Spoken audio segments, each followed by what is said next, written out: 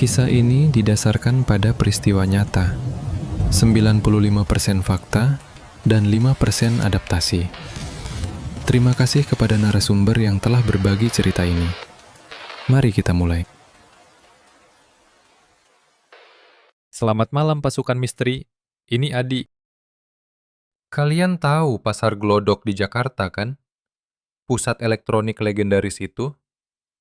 3 bulan lalu, aku menemukan sesuatu yang seharusnya tidak pernah aku temukan di sana. Di tumpukan barang rongsokan, tersembunyi sebuah harddisk tua berdebu. Ada tulisan tangan spidol merah di atasnya. Dokumentasi pribadi, jangan dibuka. Penjualnya, seorang bapak tua, menatapku tajam. Dia bilang, "Mas, itu barang sisa dari kantor production house yang terbakar tahun 90-an. Semua orang di sana hilang, jangan dibeli." Tapi, dasar manusia. Larangan justru membuatku penasaran. Aku membelinya. Isinya adalah 2 video mentah, 2 rekaman asli yang menunjukkan detik-detik terakhir kehidupan 2 orang manusia sebelum mereka dijemput paksa oleh sesuatu yang tak kasat mata. Video ini tidak pernah tayang di TV manapun di Indonesia, dan malam ini kalian akan mendengarkan isinya. Video pertama bertanggal Maret 1998. Lokasinya di jalur tengkorak yang terkenal di Jawa Tengah, Alas Roban. Subjeknya adalah seorang pria bernama Rian, 35 tahun. Dia baru saja membeli sebuah mobil sedan hitam bekas dengan harga yang sangat miring. Terlalu murah untuk mobil semewah itu. Di awal video, Rian berbicara ke kamera. "Gila, mobil ini mulus banget. Tapi setiap aku masuk, hawanya dingin. Padahal AC mati. Dan baunya, bau melati busuk campur besi karatan." Rian memanggil tim dokumenter ini karena dia merasa diawasi. Setiap dia menyetir sendiri di malam hari, dia merasa jok belakang mobilnya berat. Suspensi mobil turun, seolah ada penumpang gemuk yang duduk di sana.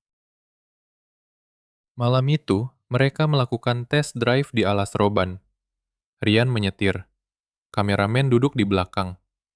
Jalur itu gelap gulita, dikelilingi pohon jati yang tinggi. Menit ke-20. Rian mulai berkeringat dingin. Dia mencengkeram setir dengan kuat. Dia berbisik, "Dia ada di sini. Dia duduk di sebelahku." Kameramen mengarahkan lensa ke kursi penumpang depan. Kosong. Tidak ada siapa-siapa. Tapi Rian menggeleng. Bukan di kursi. Lihat spion tengah." Kamera di zoom ke arah kaca spion tengah. Dan di sana, di pantulan kecil itu, terlihat sesuatu. Ada kepala wanita. Tapi posisinya salah. Dia tidak duduk. Kepalanya menggantung terbalik dari langit-langit mobil. Rambutnya panjang menyapu jok Rian. Kameramen berteriak, "Mas Rian, berhenti! Ada orang di atas, berhenti!" Tapi Rian seperti kesurupan. Dia malah tertawa. "Hehehe, kamu mau ikut? Ayo kita pergi. Ayo mati bersama." Mobil itu menabrak pohon besar dan masuk jurang. Rian meninggal di tempat dengan leher patah. Kameramen selamat, tapi bisu karena trauma. Polisi kemudian menemukan fakta bahwa mobil sedan hitam itu adalah bekas kecelakaan maut satu keluarga. Ibu pemilik mobil itu tewas terjepit di atap mobil saat mobilnya terbalik. Posisinya persis seperti sosok yang dilihat di spion. Kaset kedua. Ini lebih mengerikan karena melibatkan keyakinan.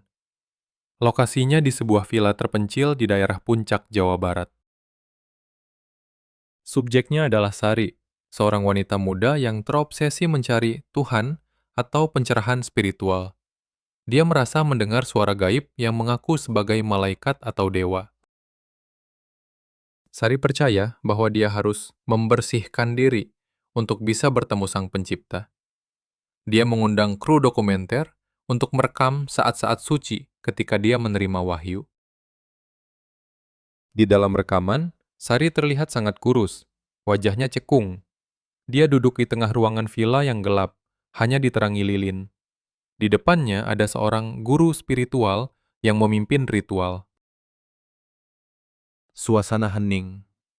Tiba-tiba, tubuh Sari mulai bergerak sendiri.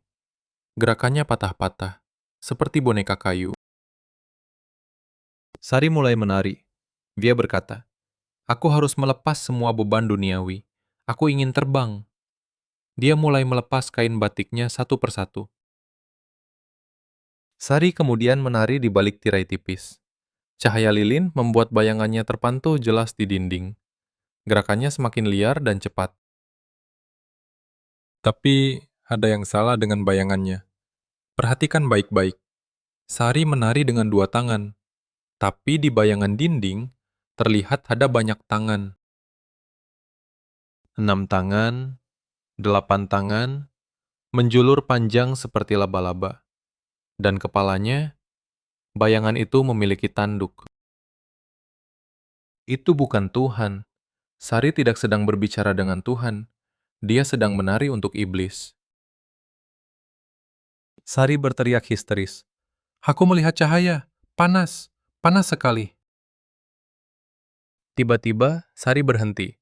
Tubuhnya kaku, lalu jatuh terhempas ke lantai. Saat kru mendekat, Sari sudah tidak bernapas. Wajahnya tersenyum lebar hingga robek, tapi matanya melotot ketakutan. Dokter bilang jantungnya meledak, karena dipaksa memompa darah melebihi batas kemampuan manusia. Tubuh manusia tidak didesain untuk menampung energi kegelapan sebesar itu. Setelah dua kejadian ini, sutradara Hadi yang memimpin proyek dokumenter ini menghilang tanpa jejak. Polisi hanya menemukan mobilnya terparkir di pinggir hutan larangan. Di dalamnya, hanya ada hard disk ini dan sebuah catatan kecil. Catatan itu berbunyi, "Jangan ditonton. Mereka sedang mencari jalan keluar dari layar." Malam ini, kalian sudah menontonnya. Kalian sudah mendengar ceritanya.